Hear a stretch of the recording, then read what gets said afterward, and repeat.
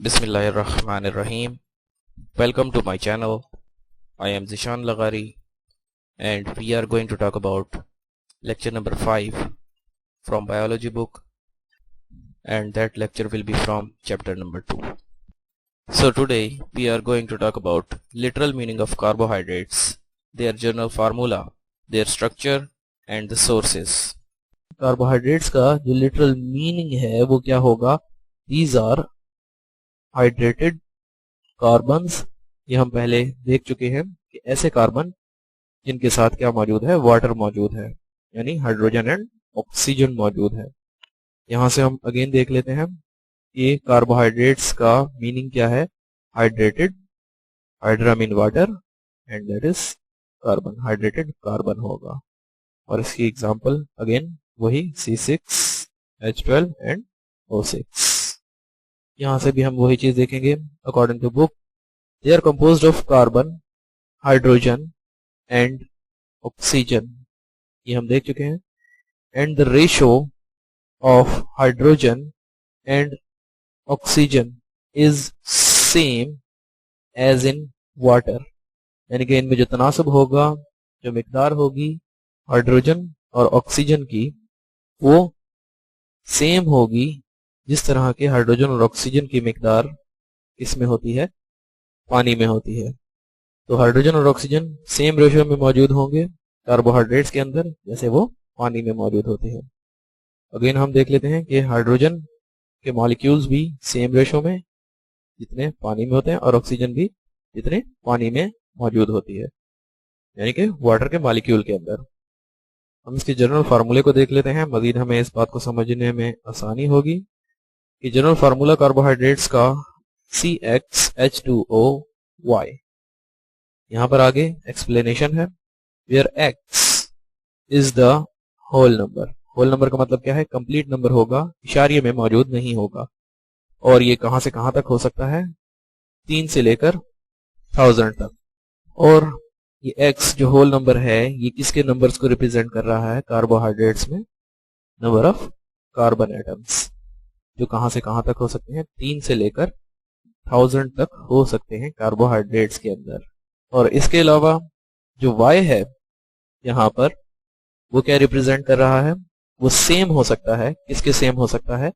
X के, और इस X से डिफरेंट भी हो सकता है, यानी कि सेम और डिफरेंट होल नंबर हो सकता है, complete number. For example Cn, यहां पर n लिखा हुआ है, x भी कह सकते हैं, और इसको हम क्या कह सकते हैं?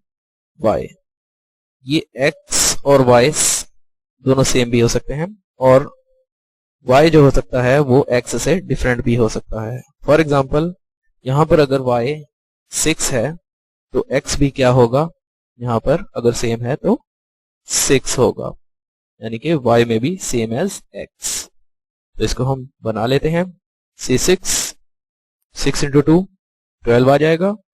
एंड यहां पर ऑक्सीजन के साथ अगर हम इसको मल्टीप्लाई कर रहे हैं अंदर से, तो 6 को 2 से मल्टीप्लाई करेंगे 12 आएगा। तो यहां पर ऑक्सीजन के साथ 6 एज सच आ जाएगा, क्योंकि यहां पर कुछ नहीं है तो 1 है, C6H12O6। यहां से भी हम देख सकते हैं CX, फॉर एग्जाम्पल ये कार्बन कितने हैं? 12 हैं। फॉर एग्जाम्पल इन सक्रोस, तो हमने पढ़ा था Y may be the same as X और Y may be different from X whole number. तो Y यहां पर फॉर एग्जाम्पल क्या है? 11 है। तो इसको अगर हम अंदर से मल्टीप्लाई करेंगे 11 को, 11 मल्टीप्लाइड बाई 2 कितना हो जाएगा? 22। और 11 जो है यहां पर एज सच हम राइट कर देंगे, क्योंकि यहां पर 1 ऑक्सीजन का एटम मौजूद है। तो क्या बनेगा? C12, और Y उससे डिफरेंट था तो C12H22O11। ये किसका फार्मूला है? सक्रोज का, जो किसके मिलने से बनती है? ग्लूकोज और फ्रक्टोज के मिलने से। तो हमने यहां पर सिर्फ ये बात समझनी थी, X में be same as in glucose for Y and X में be different from Y as in sucrose. हमने जनरल फार्मूले के बारे में समझा, इस X क्या है? कार्बन नंबर है, और Y क्या है? ये वाटर मॉलिक्यूल्स के लिए है। और हमने ये भी देखा कि कार्बन नंबर 3 से लेकर many thousand तक हो सकते हैं, और y जो होता है वो सेम हो सकता है एज x, और ये x से डिफरेंट भी हो सकता है, जैसे हमने ग्लूकोज देखा था और डिफरेंट केस में देखा हमने सक्रोज के अंदर। इसके बाद हम डेफिनेशन देखेंगे कार्बोहाइड्रेट्स की। Chemically carbohydrates are defined as polyhydroxy aldehydes और कीटोन्स। अगर ये डेफिनेशन समझ में आ गई तो कंप्लीट कार्बोहाइड्रेट्स का टॉपिक समझ में आ जाएगा। Again I will repeat to understand this terminology. अब यहाँ पर है पॉली का मतलब क्या होगा, मैनी। हाइड्रोक्सी का मतलब होगा OH ग्रुप, हाइड्रोक्सल ग्रुप, और या तो उसके साथ एल्डिहाइड होंगे या फिर उसके साथ क्या होंगे, कीटोन्स होंगे। इसको हम डायग्राम के जरिए देखने से पहले कि पॉलीहाइड्रोक्सी एल्डिहाइड्स या कीटोन्स क्या हैं, हम कार्बन की वैलेंसी के बारे में थोड़ा सा जान लेते हैं। कार्बन जिसमें उसके फर्स्ट शेल में, कार्बन एटम के फर्स्ट शेल में 2 इलेक्ट्रॉन है, लेकिन उसके वैलेंस शेल के अंदर, ये उसका कौन सा शेल है, वैलेंस शेल है, यानी कि आखिरी दायरा, आखिरी मदार है, जिसमें कितने इलेक्ट्रॉन्स हैं, 4, यानी कि इसके आखिरी मदार में, आखिरी दायरे में 4 इलेक्ट्रॉन्स मौजूद हैं।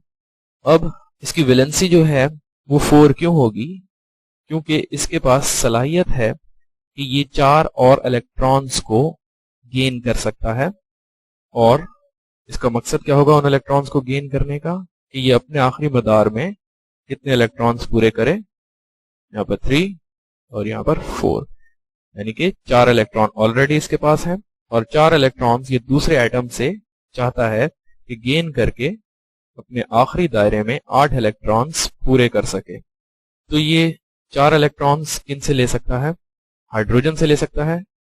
एक हाइड्रोजन के पास ऑलमोस्ट 1 इलेक्ट्रॉन होगा, तो यहां पर ये 4 हाइड्रोजन को अपने साथ, या 4 एटम्स को अपने साथ बाइंड कर सकता है, जिनसे ये अपना ऑक्टेट मुकम्मल कर सकता है। तो इसकी वैलेंसी यानी इलेक्ट्रॉन्स की जो रिक्वायरमेंट है वो कितनी है, 4। इस तरह से ये अपने साथ मैक्सिमम 4 बॉन्ड्स बनाएगा, यानी कि CH4 मीथेन। अब अगर कार्बन 4 बॉन्ड्स बनाना चाहता है तो इसके आपने कंपाउंड्स में 4 बॉन्ड्स लाजमी कंप्लीट करने हैं। यहां से भी हम देख सकते हैं कि 4 इलेक्ट्रॉन्स कार्बन के वैलेंस शेल में मौजूद हैं, और 4 इसने किससे लिए हुए हैं, हाइड्रोजन एटम से। एक हाइड्रोजन एटम से, दूसरे हाइड्रोजन एटम से, और इसी तरह से तीसरा और चौथा भी इलेक्ट्रॉन इसने लिया हुआ है, ताकि ये अपना ऑक्टेट मुकम्मल कर सके। तो अब इसके आखिरी मदार में कितने हो जाएंगे इलेक्ट्रॉन्स, 8 इलेक्ट्रॉन्स हो जाएंगे। अब इसमें जितने बॉन्ड बनाने की सलाहियत है वो इसकी वैलेंसी है कार्बन की। इसके बाद हम देखेंगे अगेन वही बात, ये पॉलीहाइड्रोक्सी, बहुत सारे इनमें हाइड्रोक्सल ग्रुप होते हैं, और इनके पास जो फंक्शनल ग्रुप होता है, अब ये फंक्शनल ग्रुप क्या है, जो इनमें खास किस्म की खसूसियात प्रोड्यूस करता है। चाहे कार्बन और हाइड्रोजन सेम हो, सेम अमाउंट में हो, लेकिन अगर फंक्शनल ग्रुप चेंज है तो उस कंपाउंड की प्रॉपर्टीज चेंज होंगी। तो हम देखते हैं इसको डायग्राम से। यहाँ पर आप देख रहे हैं हम कि ये चीज जो मैंने यहाँ पर ड्रॉ भी की है, और यहाँ से भी इसको मैं अलहदा कर रहा हूँ, ये चीज क्या है जो आपको इसमें फार्मूले को याद रखने के लिए इसको मेमोराइज करना जरूरी होगा। ये कीटोन है, और यहाँ पर CHO याद रखना है आपने, CHO, ये कौन सा ग्रुप है, दैट इज एल्डिहाइड ग्रुप। तो हमने देखा डेफिनेशन के अंदर कार्बोहाइड्रेट्स केमिकली किस तरह से होते हैं, पॉलीहाइड्रोक्सी, इनमें बहुत सारे हाइड्रोक्सल ग्रुप होंगे, जैसे हम देख रहे हैं किसके लीनियर स्ट्रक्चर के अंदर, ग्लूकोज के, पॉलीहाइड्रोक्सी यानी कि मैनी हाइड्रोक्सल ग्रुप, और एल्डिहाइड या फिर कीटोन हो सकते हैं। अगेन वही बात रिपीट करूंगा कि ये क्या हो सकते हैं, पॉलीहाइड्रोक्सी, एल्डिहाइड या फिर कीटोन्स।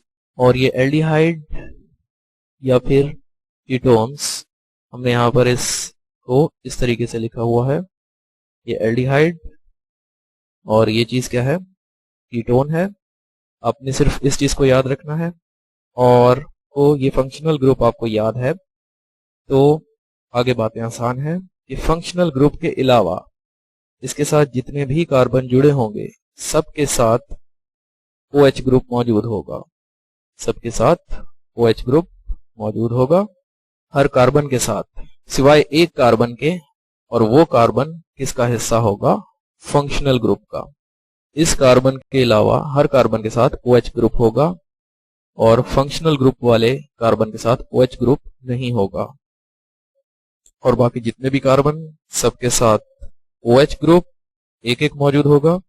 तो बाकी आपने वैलेंसी सेटिस्फाई करनी है, बाकी के साथ आपने हाइड्रोजन ऐड कर देने हैं। अगेन मैं इसको दोहराऊंगा बात को कि एक फंक्शनल ग्रुप जिसके साथ OH ग्रुप नहीं है उस कार्बन के साथ OH ग्रुप नहीं होगा जो फंक्शनल ग्रुप का हिस्सा है, और बाकी जितने भी कार्बन लगाए हुए होंगे उन सब के साथ एक एक OH ग्रुप आ जाएगा। और जब एक एक OH ग्रुप आ जाएगा तो बाकी वैलेंसी सेटिस्फाई करने के लिए, क्योंकि कार्बन की वैलेंसी कितनी है, 4 है, 4 बॉन्ड्स होने चाहिए, बाकी आपको क्या लगाने पड़ेंगे, हाइड्रोजन एटम्स इसके साथ ऐड करने पड़ेंगे। तो इसको हम देख लेते हैं। ये CHO यानी कि C सिंगल बॉन्ड हाइड्रोजन और डबल बॉन्ड ऑक्सीजन, इस कार्बन के साथ भी 4 बॉन्ड्स बने हुए हैं। डबल बॉन्ड ऑक्सीजन ये 2 बॉन्ड्स हैं, तीसरा इसने अगले कार्बन के साथ बॉन्ड बनाया हुआ है इसके साथ, और चौथा बॉन्ड इस कार्बन ने इस हाइड्रोजन के साथ बनाया हुआ है।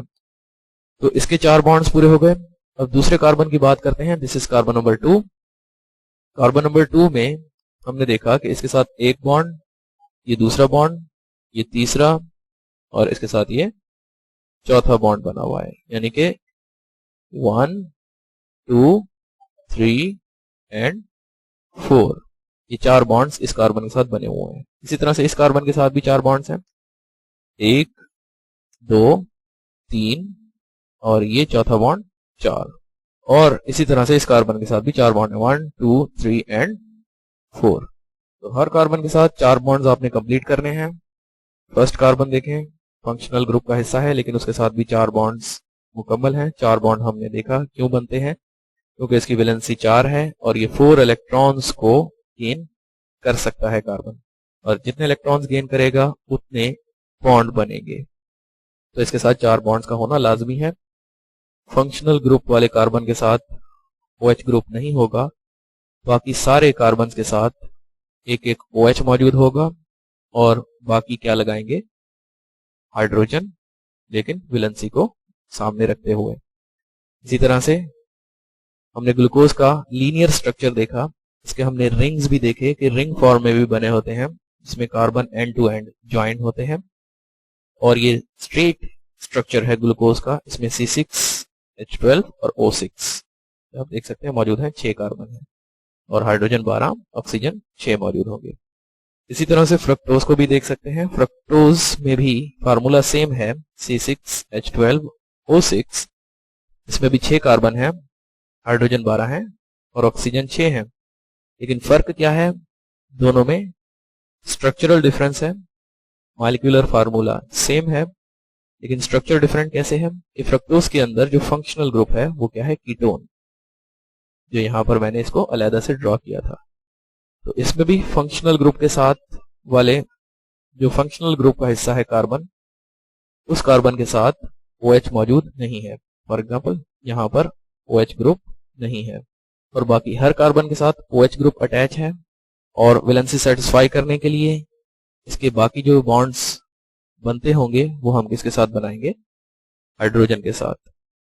और इनमें ये जो फंक्शनल ग्रुप है वहां से अगर हम काउंट करें, फॉर एग्जांपल एल्डिहाइड में, तो 1 2 ये दूसरा कार्बन, और यहां पर ये तीसरा कार्बन। तो ग्लूकोज में जो तीसरा कार्बन है उसमें OH ग्रुप जो होगा वो साइड पर आएगा। ये इसका स्ट्रक्चर है। बात क्लियर हो गई। तो बाकी OH ग्रुप कहां पर आएंगे, साइड पर लिखे जाएंगे। इसी तरह से कीटोन में भी यहां पर OH ग्रुप जो है इस कार्बन के साथ साइड पर आएगा। हमने देखा डिटेल से कि कार्बोहाइड्रेट्स क्या हैं, पॉलीहाइड्रोक्सी, जिनमें बहुत सारे OH ग्रुप होते हैं, उनमें एल्डिहाइड्स भी हो सकते हैं, और फंक्शनल ग्रुप कीटोन भी हो सकता है, जैसे फ्रक्टोज में था, या ये कॉम्प्लेक्स सब्सटेंसेस भी हो सकते हैं। विच ऑन हाइड्रोलिसिस, यानी कि जो हाइड्रोलिसिस के बाद यील्ड का मतलब बनाते हैं इसको पॉलीहाइड्रोक्सी एल्डिहाइड्स या कीटोन्स के सब यूनिट्स को। हम हाइड्रोलिसिस के बारे में देख लेते हैं डायग्राम से और इसके सब यूनिट्स को भी। यहाँ पर ग्लूकोज है, ग्लूकोज के यूनिट्स आपस में मिले हुए हैं, दो ग्लूकोज के यूनिट्स, और ग्लूकोज के अंदर हमने देखा था कि फंक्शनल ग्रुप एल्डिहाइड था, तो बहुत सारे ग्लूकोज के यूनिट्स मिलेंगे तो पॉलीहाइड्रोक्सी एल्डिहाइड्स बनाएंगे। लेकिन अगर उनकी हाइड्रोलिसिस हुई, यानी कि वाटर की प्रेजेंस में अगर उनको तोड़ा गया, ये वाटर मॉलिक्यूल्स में OH आयन यहाँ पर लग गया, हाइड्रोजन आयन यहाँ पर ऐड हो गया, तो ये दोनों इनके दरमियान में ये बॉन्ड टूट गया। जब इनकी ब्रेकडाउन हुई, कॉम्प्लेक्स मॉलिक्यूल्स की ब्रेकडाउन हुई in the presence of water, इसको हम कहते हैं hydrolysis. Hydra mean water, lysis means breakdown, and breakdown of complex molecules in the presence of water जो है वो पॉलीहाइड्रोक्सी एल्डिहाइड्स या कीटोन्स के सब यूनिट्स प्रोड्यूस कर रहा है। ये पॉलीहाइड्रोक्सी एल्डिहाइड्स था और इनके सब यूनिट्स क्या होंगे, फिर ये यूनिट्स अलग हो गए, सब यूनिट का मतलब छोटे यूनिट अलग हो गए, ये ग्लूकोज अलग और ये ग्लूकोज अलग, तो ये सब यूनिट्स क्या हो गए, सेपरेट हो गए। वही डेफिनेशन होगी। हाइड्रोलिसिस इन्वॉल्व्स ब्रेकडाउन, यानी कि टूट जाएंगे लार्ज मॉलिक्यूल्स, बड़े मॉलिक्यूल्स इनटू स्मॉलर वंस, छोटे मॉलिक्यूल के अंदर, यूटिलाइजिंग वाटर, पानी का इस्तेमाल करते हुए। हमने अभी डायग्राम से देखा कि कैसे पानी का यूज करते हुए मॉलिक्यूल्स अलग हो गए थे। आगे हम बात करेंगे सोर्सेस के हवाले से। कार्बोहाइड्रेट्स जो हैं उनका सोर्स क्या है, green plants. These are primary products of photosynthesis. यहां से हम देख रहे हैं कार्बन डाइऑक्साइड, वाटर और सनलाइट, इसकी मौजूदगी में ऑक्सीजन तो रिलीज हो रही है, लेकिन फोटोसिंथेसिस के नतीजे में क्या बन रही है, glucose stored in the plants used as food, जो पौधे के अपने लिए भी खुराक का जरिया बनती है। तो ग्लूकोज हम जानते हैं कार्बोहाइड्रेट है, तो कार्बोहाइड्रेट्स का प्राइमरी सोर्स क्या है, प्लांट्स हैं। Source of carbohydrates are green plants, these are primary products of photosynthesis, यानी कि प्राइमरी प्रोडक्ट होते हैं किसका, फोटोसिंथेसिस का, ये carbohydrates. Other compounds of plants are produced from carbohydrates by various chemical changes, और दूसरे कंपाउंड्स पौधे के इन्हीं कार्बोहाइड्रेट्स को केमिकली चेंज करके बनाए जाते हैं और ये पौधे के टिश्यूज में स्टोर हो जाते हैं।